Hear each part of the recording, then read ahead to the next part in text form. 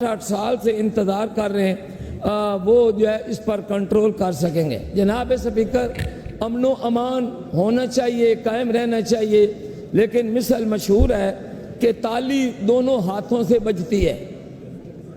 قادیانیوں کا ایک مسئلہ چل رہا تھا، اس کے لیے 1953 اور 1974 میں تحریکیں چلیں، اس میں تقریباً 10,000 لوگ شہید ہوئے۔ 1974 میں قومی اسمبلی میں معاملہ پیش ہوا، حضرت مولانا مفتی محمود صاحب، مولانا غلام غوث ہزاروی، مولانا عبدالحکیم، پروفیسر عبدالغفور، مولانا شاہ احمد نورانی اور چودھری ظہور الہی صاحب، ایسے ہی 240 ممبران کے اتفاق سے قرارداد پیش ہوئی، جس کے اوپر جناب ذوالفقار علی بھٹو صاحب نے اس زمانے میں قادیانیوں کے غیر مسلم ہونے کا فیصلہ، اصولی فیصلہ دے دیا۔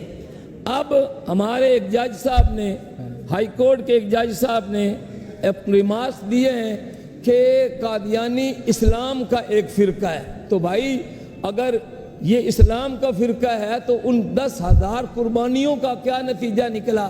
ان زعماء نے قومی اسمبلی میں جو قرارداد پاس کی تھی، وہ قرارداد اب آئین کا حصہ بن چکی ہے۔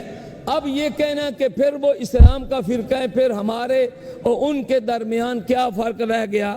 یہ اس وقت کی قومی اسمبلی اور شہداء کے ساتھ یہ بڑا کھلا مذاق ہے۔ میرا مطالبہ یہ ہے کہ full court judicial inquiry board بٹھایا جائے اور ان جج صاحب کو وہاں بلایا جائے، ان سے پوچھا جائے کہ آپ نے یہ جو ریمارکس دیے ہیں پاکستان کا آئین پڑھ کر دیے ہیں یا کسی کے کہنے پر دیے ہیں؟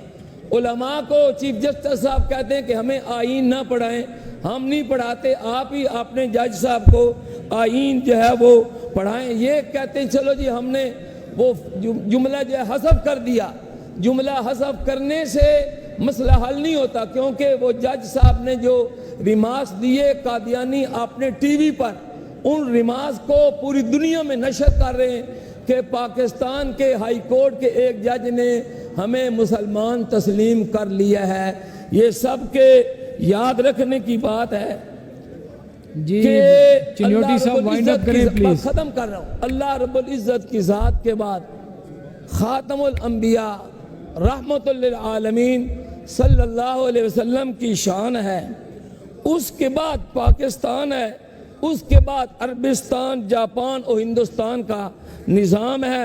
میں تو کہتا ہوں میری جان، میرے ماں باپ، بیوی، بچے، سب کچھ آپ صلی اللہ علیہ وسلم کی شان پر قربان ہے۔